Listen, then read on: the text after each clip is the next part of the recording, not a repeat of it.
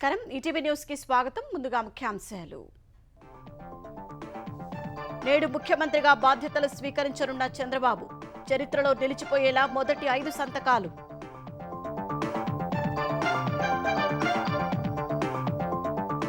మంత్రులకు శిక్షణ ఇప్పిస్తామన్న AP CM. శాఖల వారి శ్వేతపత్రాలు ప్రజల ముందు ఉంచుతామని స్పష్టీకరణ.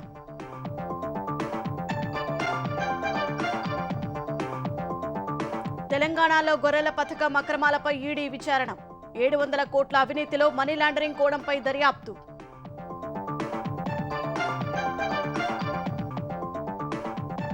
కాళేశ్వరంపై జస్టిస్ పీసీ ఘోష్ కమిషన్ విచారణ గడువు పొడిగింపు. 2 నెలల పాటు పెంచే అవకాశం.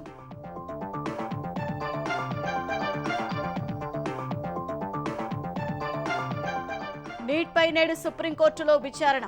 గ్రేస్ మార్కులు సహా 3 పిటిషన్లపై జరగనున్న వాదనలు.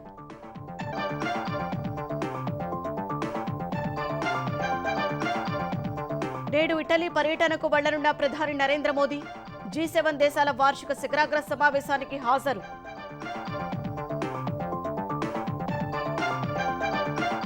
T20 ప్రపంచ కప్లో అమెరికాపై భారత్ గెలుపు. హ్యాట్రిక్ విజయాలతో సూపర్ 8కు దూసుకెళ్లిన టీమిండియా.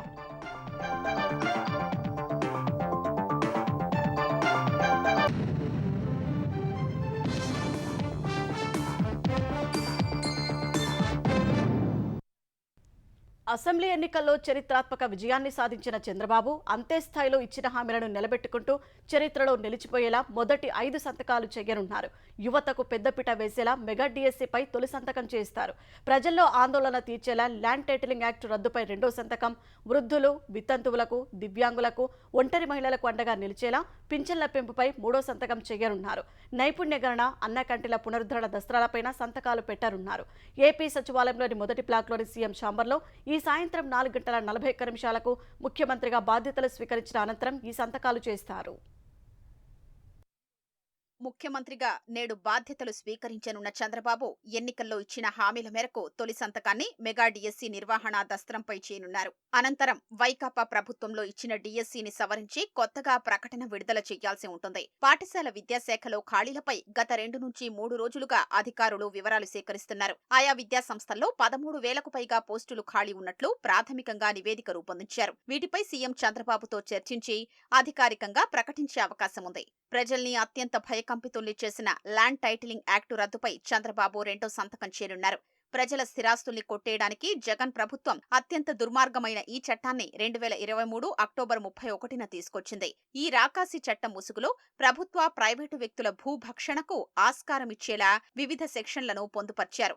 కబ్జా చేసిన ఆస్తులకు చట్టబద్ధత తెచ్చుకునేందుకు వైకాపా పెద్దలు పావులు కదిపారు.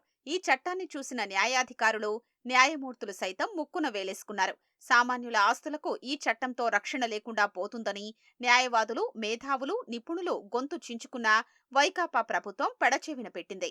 పైగా దీన్నే అమలు చేస్తామంటూ వైకాపా నేతలు స్పష్టం చేశారు. అధికారంలోకి రాగానే ఈ చట్టాన్ని రద్దు చేసి ప్రజల ఆస్తులకు రక్షణగా ఉంటామని ప్రతిపక్ష నేతగా చంద్రబాబు ఎన్నికల ప్రచారంలో హామీ ఇచ్చారు. మేనిఫెస్టోలోనూ ప్రకటించారు. జగన్ ఫోటో ముద్రించిన పాసు పుస్తకాన్ని ఎన్నికల ప్రచారంలో చించేసి ప్రజలకు భరోసానిచ్చారు.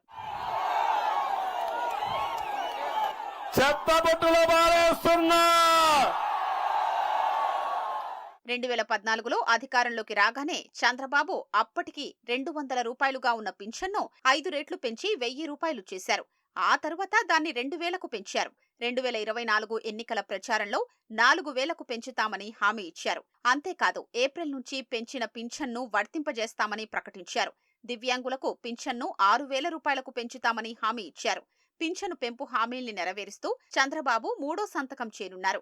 వృద్ధులు, వితంతువులు, ఒంటరి మహిళలు తదితర విభాగాల వారికి జూలై 1న కొత్తగా పెంచిన పింఛన్ 4000, అలాగే ఏప్రిల్, మే, జూన్ నెలలకు గాను 1000 రూపాయల చొప్పున పెరిగిన మొత్తం 3000 కలిపి 7000 రూపాయల పింఛన్ను అందించనున్నారు.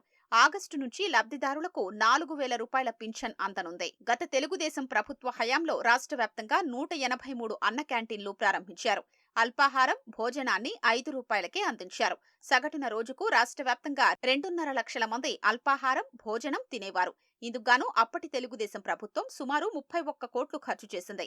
పేదలకు అన్నం పెట్టిన అన్న క్యాంటీన్లను కేవలం తెలుగుదేశం ప్రారంభించిందన్న కక్షతో జగన్ మూసివేయించారు. అయినా తెదేపా నేతలు పలుచోట్ల అన్న క్యాంటీన్లను నిర్వహించారు. అధికారం చేపట్టిన వెంటనే వీటిని పునరుద్ధరిస్తామని చంద్రబాబు ప్రకటించారు. ఆ మేరకు 4వ సంతకాన్ని అన్న క్యాంటీన్ల దస్త్రంపై పెట్టనున్నారు.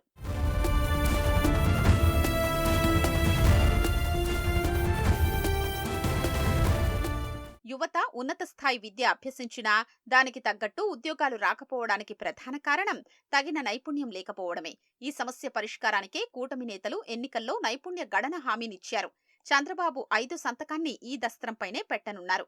ఇలా నైపుణ్య గణన చేయడం దేశంలోనే తొలిసారి. దీని ద్వారా ఎవరిలో ఎలాంటి నైపుణ్యాలు ఉన్నాయనేది తేల్చనున్నారు. ప్రపంచవ్యాప్తంగా జరుగుతున్న అభివృద్ధి ఏ రంగానికి ప్రాధాన్యముంది, ఆ తరహా ఉద్యోగాలు పొందేందుకు ఎలాంటి నైపుణ్యాలు అవసరమో వాటిని అందించి రాష్ట్రంలో నిరుద్యోగిత తగ్గించేందుకు ఈ గణన చాలా ఉపయోగపడనుంది.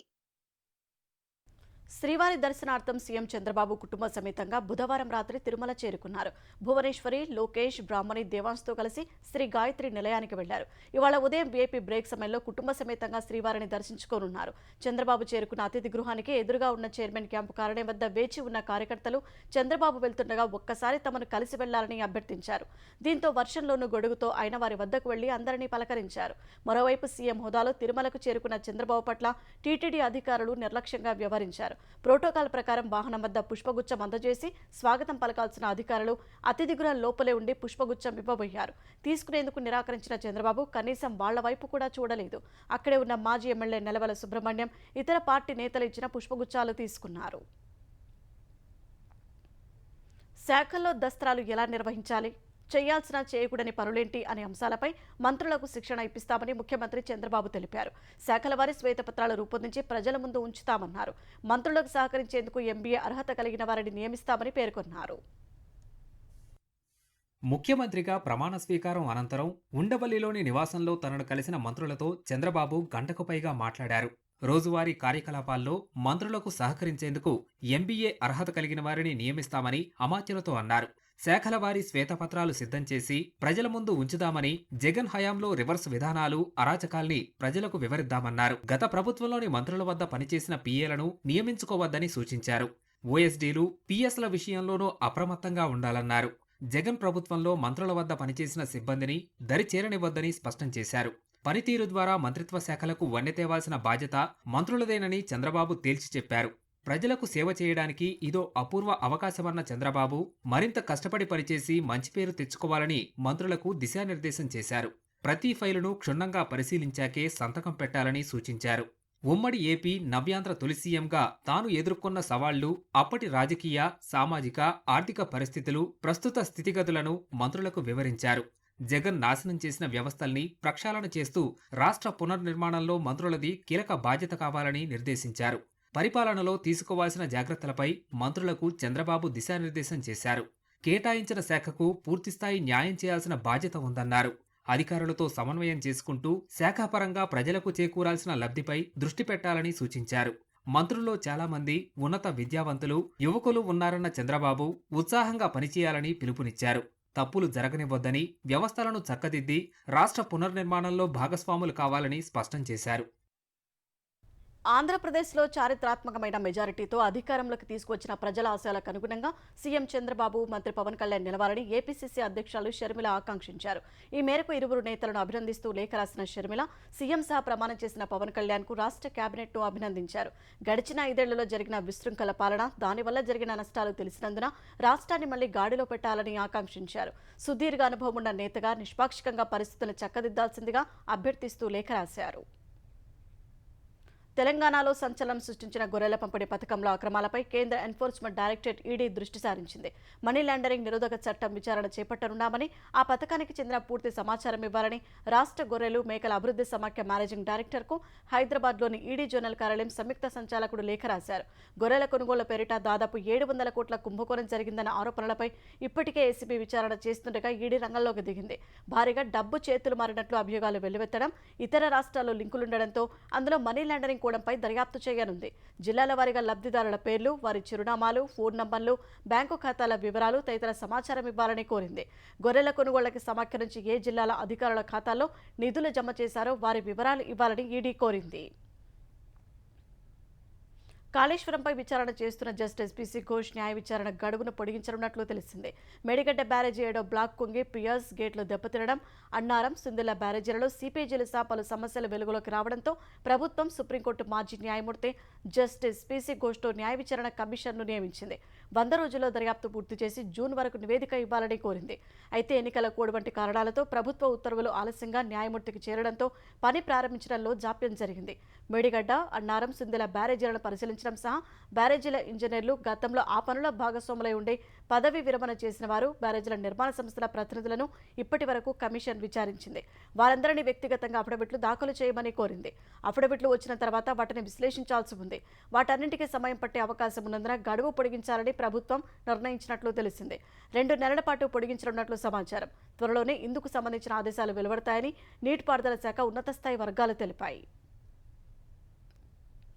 కాళేశ్వరం ప్రాజెక్టులోని 3 ఆనకట్టలపై విచారణ జరుపుతున్న జస్టిస్ పిసి ఘోష్ ఇవాళ నిపుణుల కమిటీతో సమావేశం కానున్నారు. విచారణ ప్రక్రియలో భాగంగా వివిధ విభాగాల నిపుణులతో కూడిన కమిటీని ఏర్పాటు చేశారు. జేఎన్టీయూ ప్రొఫెసర్ సిబి కామేశ్వరరావు చైర్మన్గా ఏర్పాటైన కమిటీలో విశ్రాంత CE Satyanarayana, Warangal NIT professor Ramanamurthy, OU professor Rajasekhar సభ్యులుగా ఈఎన్సీ అనిల్ కుమార్ కన్వీనర్గా ఉన్నారు. కమిటీ ఇప్పటికే మేడిగడ్డ, అన్నారం, సుందిళ్ల ఆనకట్టలను పరిశీలించింది. క్షేత్రస్థాయిలో పరిస్థితులను అధ్యయనం చేయడంతో పాటు లోపాలను పరిశీలించారు. మేడిగడ్డ ఆనకట్టలో పియర్స్ కుంగడం, ఇతర సమస్యలకు కారణాలతో పాటు అన్నారం, సుందిళ్ల ఆనకట్టల వద్ద ఉత్పన్నమైన సమస్యలకు గల కారణాలను అధ్యయనం చేశారు. తమ పరిశీలన అధ్యయనంలో వచ్చిన అంశాలను కమిటీ సభ్యులు జస్టిస్ పిసి ఘోష్కు ఇవాళ వివరించనున్నారు. ఎంబీబీఎస్, బీడీఎస్ ఇతర వైద్య కోర్సుల ప్రవేశం కోసం నిర్వహించిన జాతీయ అర్హత ప్రవేశ పరీక్ష నీట్ యూజీ 2024ను సవాల్ చేస్తూ దాఖలైన 3 పిటిషన్లపై సుప్రీంకోర్టు ఇవాళ విచారణ జరపనుంది.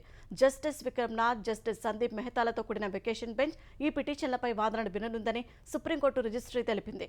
నీట్ ప్రశ్నాపత్రం లీకేజీ, ఇతర అక్రమాలపై అబ్దుల్లా మొహమ్మద్ ఫైజ్, కార్తీక్ వేర్వేరు పిటిషన్లు వేశారు. వీరితో పాటు నీట్ యూజీ 2024 పరీక్షలో కొంతమందికి గ్రేస్ మార్కులు కేటాయించడంపై ఫిజిక్స్ వాలా విద్యాసంస్థ వ్యవస్థాపకుడు అలక్ పాండే కూడా న్యాయస్థానాన్ని ఆశ్రయించారు. గ్రేస్ మార్కులు ఏకపక్షమని నీట్ పరీక్షా ప్రక్రియ ఫలితాలపై ఉన్నత స్థాయి కమిటీతో విచారణ జరిపించాలని కోరారు. జూన్ 4న ప్రకటించిన నీట్ ఫలితాల్లో గతంలో ఎన్నడూ లేని విధంగా 67 మంది విద్యార్థులు 720కి 720 మార్కులు సాధించారు. హర్యానాలోని ఒకే పరీక్షా కేంద్రానికి చెందిన 6 విద్యార్థులకు మొదటి ర్యాంకు రావడంతో అనుమానాలు తలెత్తాయి. ఇంతమంది ట్యాప్ ర్యాంకును పంచుకోవడం వెనుక గ్రేస్ మార్కులు కారణమని విద్యార్థులు ఆరోపిస్తున్నారు. రైతులకు ఆగస్టు 15లోపు 2 లక్షల రుణమాఫీ అమలు చేస్తామని ప్రకటించిన సీఎం రేవంత్ రెడ్డి ఆ దిశగా కసరత్తు ముమ్మరం చేశారు. రుణమాఫీ విధి విధానాల ఖరారుకు మంత్రివర్గ సమావేశం నిర్వహించాలని నిర్ణయించారు. ఈ నెల 15 లేదా 18న సమావేశం జరిగే అవకాశం ఉంది. రుణమాఫీ అమలుకు అవసరమైన ప్రభుత్వపర నిర్ణయాలపై ఆ భేటీలో చర్చించి వెల్లడించనున్నట్లు తెలిసింది. ఎన్నికల్లో ఇచ్చిన హామీ ప్రకారం నిర్ణీత గడువులోగా రుణమాఫీని రేవంత్ రెడ్డి అత్యంత ప్రాధాన్యాంశంగా చేపట్టారు. పంట పండించే ప్రతి పేద రైతుకు లబ్ధి చేకూరేలా, రుణమాఫీ ద్వారా చేయూత అందించేలా, ఆర్థికంగా ఇబ్బందుల్లో ఉన్న రైతు కుటుంబాలను ఆదుకునేలా మార్గదర్శకాలు ఉండాలని భావిస్తున్నారు.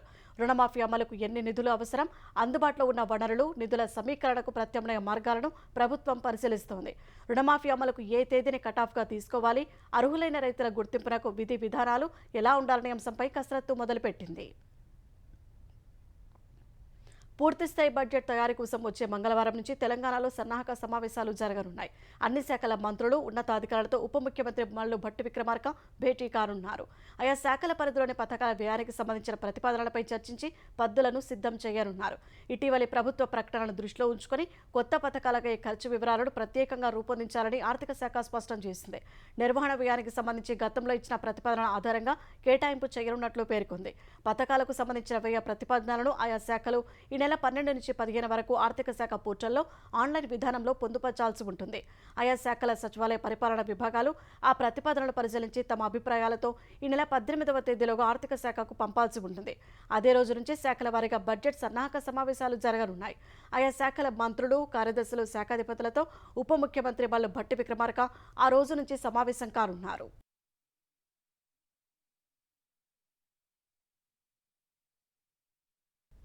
తెలంగాణ రాష్ట్ర రోడ్డు రవాణా సంస్థ బస్సులో సాధారణ ఛార్జీలు పెరిగాయని జరుగుతున్న ప్రచారంలో ఏమాత్రం వాస్తవం లేదని యాజమాన్యం స్పష్టం చేసింది.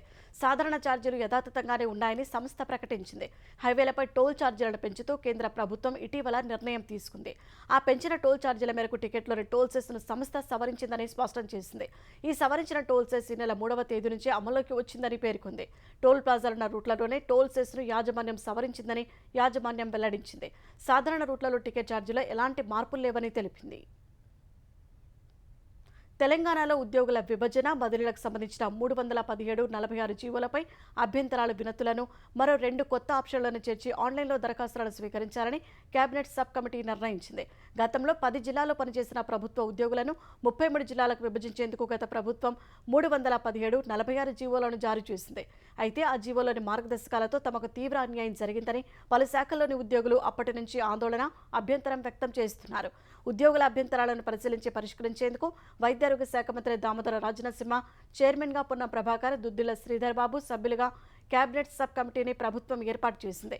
వివిధ అంశాలను పరిశీలించిన మంత్రివర్గ ఉపసంఘం అభ్యంతరం వ్యక్తం చేసిన ఉద్యోగుల కేటాయింపులను పునఃసమీక్షించాలని నిర్ణయించింది.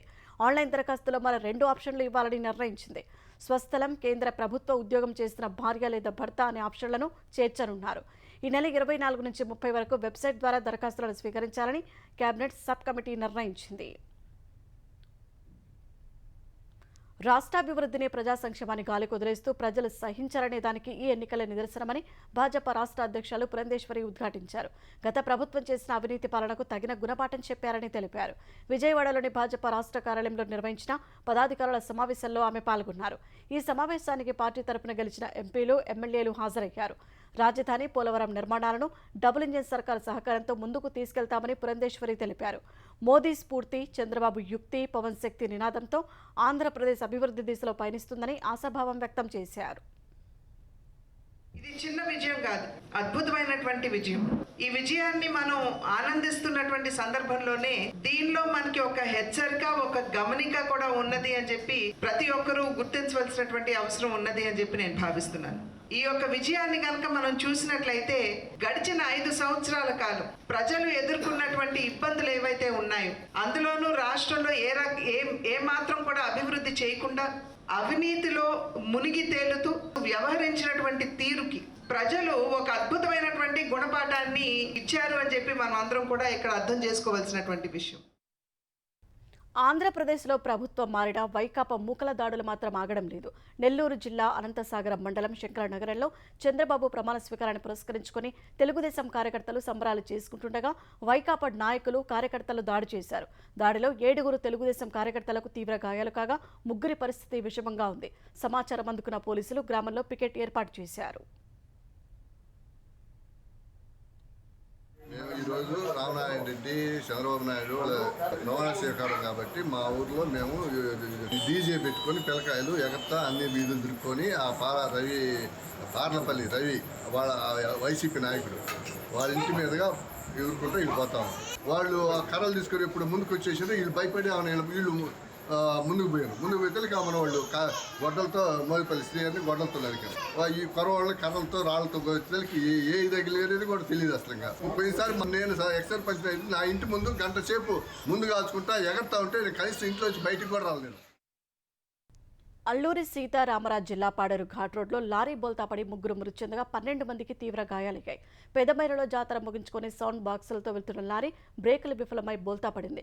లారీపైన కూర్చున్న వారు పక్కనే లోయలో పడిపోగా వారిపై సౌండ్ బాక్సులు, ఇనుప సామాగ్రి పడ్డాయి. 2 ఘటనాస్థలంలోనే చనిపోగా ఒకరు పాడేరు ఆసుపత్రిలో చికిత్స పొందుతూ మృతి చెందారు. బాధితులను అల్లూరి జిల్లా కలెక్టర్ సునీత ఆసుపత్రికి వెళ్లి పరామర్శించారు. ప్రధానిగా వరుసగా 3వ బాధ్యతలు చేపట్టాక నరేంద్ర మోదీ ఇవాళ తొలి విదేశీ పర్యటనకు వెళ్లనున్నారు. ఇటలీలో జరగనున్న G7 దేశాల వార్షిక శిఖరాగ్ర సమావేశానికి ప్రధాని మోదీ హాజరు కానున్నారు. పర్యటనకు సంబంధించిన వివరాలని విదేశాంగ కార్యదర్శి వినయ్ క్వాత్రా వెల్లడించారు. ఈ సదస్సులో ప్రధాని పాల్గొనడం వల్ల గతేడాది భారత్ అధ్యక్షతన జరిగిన G20 శిఖరాగ్ర సదస్సు ఫలితాలను అనుసరించేందుకు అవకాశం లభిస్తుందని పేర్కొన్నారు. జూన్ 13 నుంచి 15 వరకు ఇటలీలోని అపులియా ప్రాంతంలోని బోర్గో ఇగ్నాజియాలో ఉన్న ఓ రిసార్టులో G7 సమావేశం జరగనుంది. ఉధృత ఉధృతమవుతున్న ఉక్రెయిన్ యుద్ధం, గాజా సంఘర్షణ ఈ సదస్సులో ప్రధానంగా చర్చకొచ్చే అవకాశం ఉంది. అమెరికా, ఫ్రాన్స్ అధ్యక్షులు జో బైడెన్, ఇమ్మాన్యుయల్ మేక్రాన్తో పాటు జపాన్ ప్రధాని ఫుమియో కిషిదా, కెనడా ప్రధాని జస్టిన్ ట్రూడో తదితర అగ్రనేతలు హాజరు కానున్నారు. ఉక్రెయిన్ అధ్యక్షుడు జెలెన్స్కీ కూడా ఒక సెషన్కు హాజరై తమ దేశంపై రష్యా జరుపుతున్న దాడిపై చర్చలో పాల్గొననున్నారు. G7 సమావేశం నేపథ్యంలో ఇటలీ ప్రధాని జార్జియో మెలోనీతో పాటు పలువురు నేతలతో ప్రధాని మోదీ ద్వైపాక్షిక చర్చలు జరుపుతారని తెలుస్తోంది. ఉక్రెయిన్ రాజధాని కీవ్ సహా మరో 5 ప్రాంతాలపై రష్యా బలగాలు క్షిపణులు, డ్రోన్లతో విరుచుకుపడ్డాయి. ఈ దాడిలో 9 మంది మృత్యువాత పడ్డారు. మరో 29 మంది గాయపడ్డారని అధికారులు వెల్లడించారు. రష్యా ప్రయోగించిన వాటిలో 4 క్రూజ్ క్షిపణులు, 1 కింజాల్ బాలిస్టిక్ క్షిపణి సహా 24 షహీద్ డ్రోన్లను తాము నేలకూల్చినట్లు తెలిపారు. అటు తమ దేశాలు స్తంభింపచేసిన రష్యా ఆస్తుల నుంచి ఉక్రెయిన్కు నిధులు సమకూర్చడంపై G7 దేశాలు ఇటలీలో ఇవాళ చర్చలు జరపనున్నాయి. ఉక్రెయిన్ యుద్ధం ముగింపు కోసం మార్గాలు అన్వేషించేందుకు స్విట్జర్లాండ్లో వచ్చే వారాంతంలో శాంతి సదస్సు జరగనుంది. దాదాపు 90 దేశాల ప్రతినిధులు ఇందులో పాల్గొననున్నారు. ఈ పరిస్థితిలో మాస్కో దాడుల ఉధృతిని పెంచడం చర్చనీయాంశంగా మారింది.